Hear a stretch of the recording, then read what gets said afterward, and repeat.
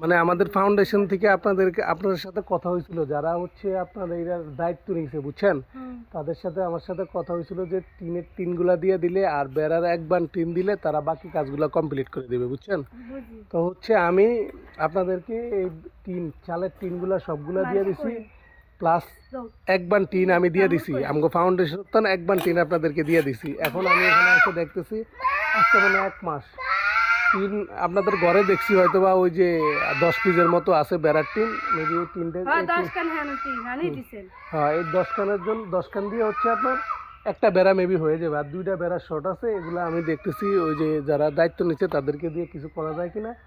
আর plus হচ্ছে ওই যে আপনার যেগুলো আছে এগুলো আপনারা যদি পারি আমরা ব্যবস্থা করবো, আর না হইলে যারা দায়িত্ব নিচ্ছে তারা যেন করতে পারে। এখন আপনারা এই টিনগুলা পাইছেন কিনা সেটা বলেন আমার কাছে। টিনগুলা পাইছেন তো? আর মোটামুটি যেগুলো দিয়েছি এটুকু তো মোটামুটি পাইছেন তো? মোটামুটি খুশি তো আপনারা? আমি আমি আমি কারো কাছে টাকা দেই নাই, আমি বরং সব মানে টাকা টুকা এলো হয়ে যেতে পারে, এই জন্য আমি ডাইরেক্ট টিন কিনা দিছি। ঠিক আছে, আচ্ছা, থ্যাংক ইউ ভেরি মাচ। এটা আমার জানার জন্য আর কি বলছে, আমি তো আসতে পারি নাই, এখন যেহেতু জানছি। কি অবস্থা তোর? টিন পাইছিস নি? টিন